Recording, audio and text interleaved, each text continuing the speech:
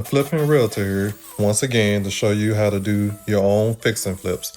So this video is going to be a little bit explaining how to do your plumbing and electrical. I think that's it. That's all that's in this video. Just a plumbing and electrical. So right now you're going to see me cutting the plywood with my regular reciprocating saw. And you got to pry it up so you can get to the plumbing. This was after my demo video. If you haven't seen that, go search, and I have my demo video in my playlist somewhere.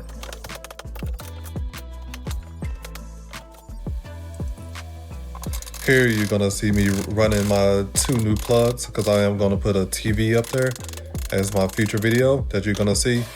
But I'm gonna run an extra 12 2-wire going down to my other plug that's gonna be a GFCI. And here's a little finished product for this day of me doing some of the plumbing and electrical work. I think the next day I'm gonna be heading towards the drain after I finish up the plug. I do have a video showing you how to install all your electrical for your fix and flips, mainly, most all your electrical. And then outside of the shower area, I put up some green board, which is water resistant board where just the steam will get back there. All right, now back to the shower area. So I'm cutting up the board so I can install my drop here. So it's just me just eyeballing it to see where I want to be at. They say they have a measurement. The measurement is a little bit taller than me where they say you should be at, or way taller. So I just screwed this in. You see me use a laser level to make sure my drain, shower valve, and the shower head are all going to be in a straight line. And as you can see, I lost some footage of me installing the actual shower valve. It might be somewhere in my videos, but I don't have it right now.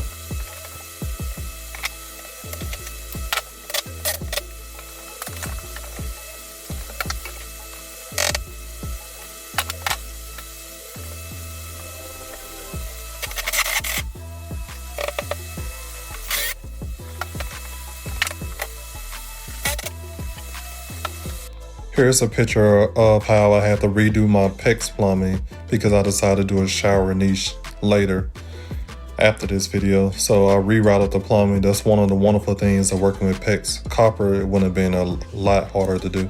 All right, here's a little footage without the fan on because I'm still getting the AC fixed. So working on the plumbing today to get that plumbing rerouted. It need to go from about right there where it's at to about right there. That's it. But good thing I only have to shorten the pipe up. And then over here, I'm gonna raise that back up so you can see it. All right, a little bit of update. Don't know for sure if I'm going to film the whole thing or talk through the whole thing. But shower's going over there, obviously. Along with the rainfall shower head that's gonna go right there. I know it's a little close right here, but I want the big tub because I'm 6'3". And I wanted the 71-inch freestanding tub to fit in right here. This whole space is 9 feet 10 inches, 4 foot by 4 foot shower. I could slim the shower up, but I'm planning on raising this floor up 1 inch right where the tub is at, so we can put a little ledger going right here, and all of it be just separate right on that side. And then you have space around. Tub filler gonna go in that corner over there. All right, that's it. All right, this is a little retroactive footage. I don't know if that's the right word, but it's footage after I've done the work because I'm not the best at this. I'm not the best at anything, but I'm definitely not when it comes to putting in drains. I can put in pipes and everything, but drains. So I went there, the Sluter drain calls for a 5-inch hole. The freestanding tub calls for a 5-inch hole. So it works out for me with both of them. Had to go get that from Home Depot. It cost $50 for it. But this is what it comes up with. So this is a little life hack I just did. It's basically where I get this hole right here and I pull my tape measure out. This hole is 5 inches. So I put my level where I say 2.5 inches. And then I put my level so far in where I can see right there the center of that pipe. So that's what I'm gonna do over here. So when I come to this other side over here, I'm not gonna move the laser level because I gotta cut the pipe. But this is 5 inches, so I'm gonna put the laser level at 2.5, then I know exactly straight down where my pipe needs to go. So I'll show you the finished product. So you just hold it for about 10 seconds so it won't slip back out.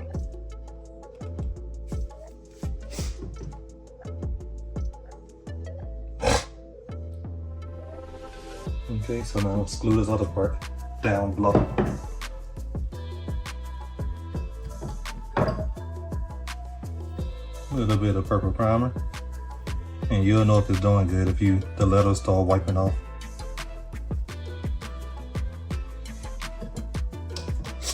And I know my pipe is not deburred that good, but I'm not worried about that little bit of piece because I'm not a real plumber. The real plumber's behind me. Okay, got it all coated. All right, here's the kind of a speedy process. Let's get that on there pretty good because it's gonna be in the floor. And I'm gonna run some water through it to make sure it's good. And then just the part where you want to put the level on it. But I got my lines marked, but I'm also putting a level on it. Oh. All right, here's the finished plumbing. Couldn't record it all because I had the fan going. You might as well don't hear it anyway. And it was a lot of me trying to just put the pieces together, make sure they go good. The plywood is out there is where the holes are at, and the access panels I cut out for it. This one's bigger because I had to redo the water lines also. But over on the shower, all I did was took the water lines outside of the wall, put it inside the wall from downstairs when the ceiling was open.